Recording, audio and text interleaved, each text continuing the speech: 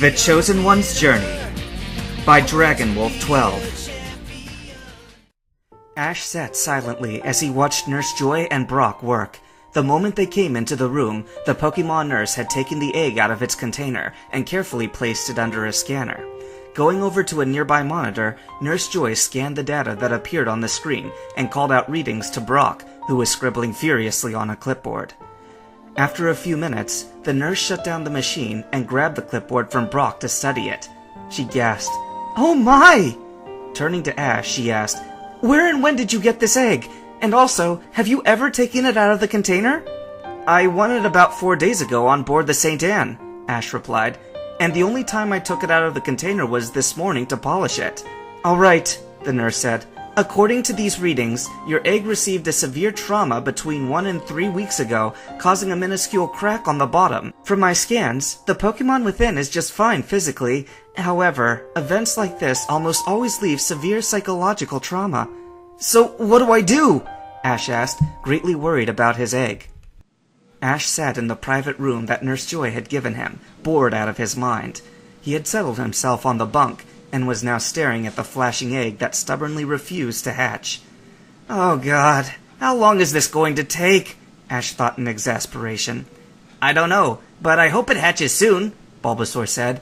"Melanie never lets anyone watch when she helps new parents hatch an egg." "I wonder what it could be," Charmeleon asked. "We won't know until it hatches," Ash said. "I know, but it can't hurt to guess," Charmeleon replied. "It had better not be another Squirtle," Gyarados said. "I don't think I could take any more of him." "What has he done this time?" Riolu asked. "Showing off my pure awesomeness," Squirtle interjected.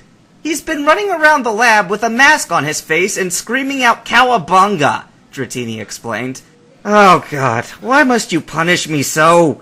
Ash banged his head against the wall. "It's really funny when he tries to sneak up on Charmeleon and gets a face full of dragon rage," Bulbasaur said. "He's just jealous of my Ninja Squirtle skills," Squirtle said cockily. Everyone laughed, causing Squirtle to sulk. "Charmeleon," Ash said, "you and Bulbasaur can tag team him if he gets out of hand." "Yes!" Charmeleon cheered.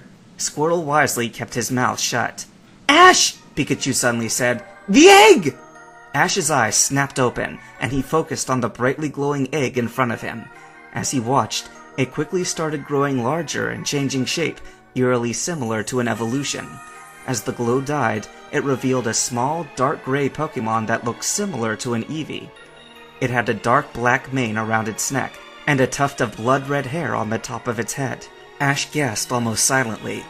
"It's a Zorua!" he said out loud. The Pokemon shivered and didn't move. Ash carefully crept over to it and gently picked up the little dark type and brought it close to his chest.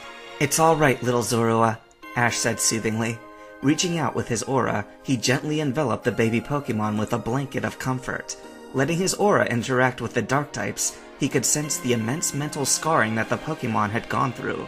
"Oh God, this is going to take a long time," he thought, his mental voice laced with worry. "Don't worry too much, Ash," Bulbasaur said. "With all of us helping, it's not impossible." Ash smiled. "Thanks, you guys," he said. "Well, let's get to work." Ash closed his eyes and let his mind sink into a deep meditation.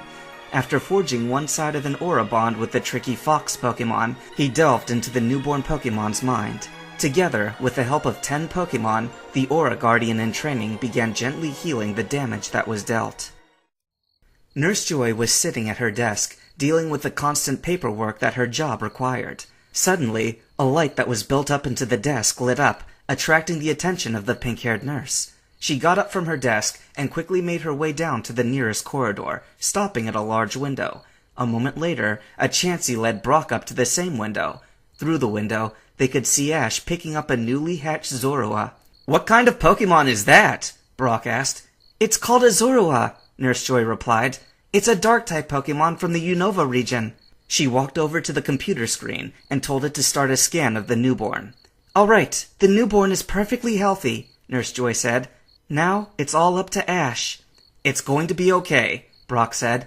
"If anyone can do it, Ash can."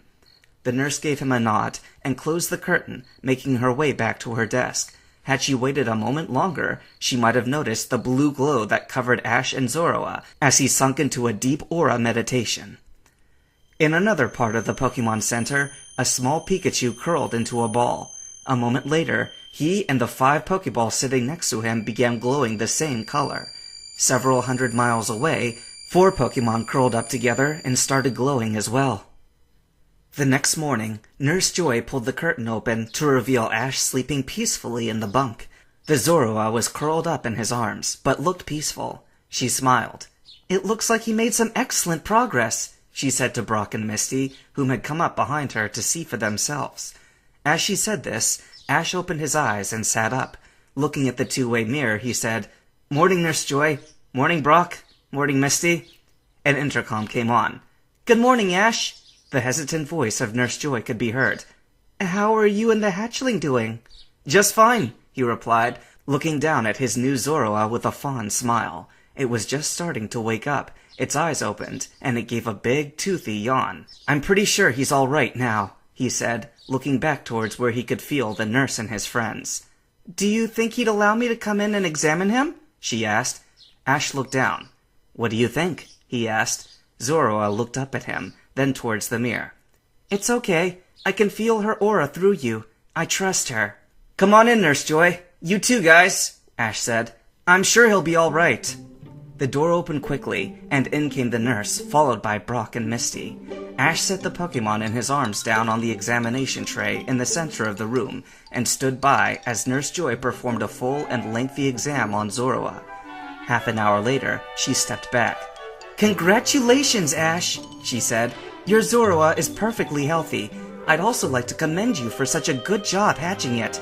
I've never seen a mental recovery as fast as this one." Ash smiled. "Thank you, Nurse Joy. Do you think I can capture him now? I'd like to get on the road to Saffron City for a gym battle." "Yes, it should be perfectly fine," she said. "But he's far too young to take place in a gym battle now. If you want him to battle in Saffron, I'd recommend waiting a few weeks." "All right, Nurse Joy. Thank you," he said. Once she walked out, Ash walked over to the incubator and pulled the Pokeball from the top. Returning it to regular size, Ash's eyes widened for a moment. Then he started chuckling. "A Cherish Ball. How fitting," he thought. Walking over to Zoroa, he tapped the red Pokeball on the Pokemon's side and watched as he was absorbed inside. The Cherish Ball dinged in an instant capture, signaling that Zoroa didn't struggle. A moment later, the ball shrunk down and locked up, letting Ash know that this was his 7th Pokemon. Turning to his friends, he asked, "Are we ready to go?" "Almost," Brock said. "I still need to go to the Pokemart to buy enough supplies for Haunter and now Zoroa's food." "All right," Ash said. "I just need to call Professor Oak and transfer Gibble. Should we just meet up at the Pokemart?" "That sounds good," Brock said. "I don't have any problems," Misty added. "We'll see you there, Ash." Ash nodded and made his way towards the phone booth, while Brock and Misty headed towards the exit. 2 hours later, the trio were making their way out of Lavender Town and toward Saffron City. As they passed the city edge, Ash suddenly stopped and turned towards his dark-skinned companion. "Hey, Brock, how long will our stores last?" The breeder furrowed his brows and ran through a checklist of everything in his backpack. "I'd say about 3 weeks, as long as none of us capture any Pokemon. 2 if each of us catches 1 Pokemon. Why do you ask?" "Well, I've been thinking. I really want to use Zoroa in my battle with Sabrina," Ash explained. "But Nurse Joy said not to use him in any battles for a few weeks. So I was wondering if you guys would mind taking a scenic route to Saffron City so I could get some training in." Well, I don't have any problems with it. What do you think, Misty?" Brock asked. "Let's do it," Misty agreed. "And besides, this is technically your journey. We're just tagging along." "Don't be ridiculous, Misty," Ash said. "Just because we're traveling to gyms doesn't mean this isn't your journey too." "Thank you, Ash. That's really sweet of you," Misty said, smiling at him. You're welcome, Misty," Ash said, quickly turning away to hide his blush. He felt a nudge at his side and turned to see Brock smiling at him knowingly. Ash scowled at him and turned away, trying to ignore the snickering of his Pokemon. "So, what are your plans for travel, Ash?" Brock asked.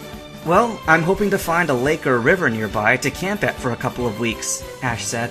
"Then I'll start an intense daily routine until our food store starts to run low."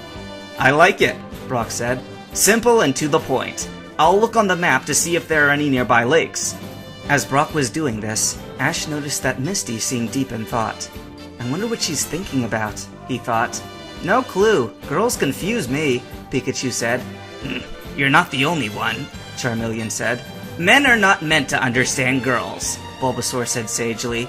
And you never will, Gyarados said, with Pidgeotto giggling. Here we are, Brock said, pointing towards his map. There's a lake about 3 miles in that direction.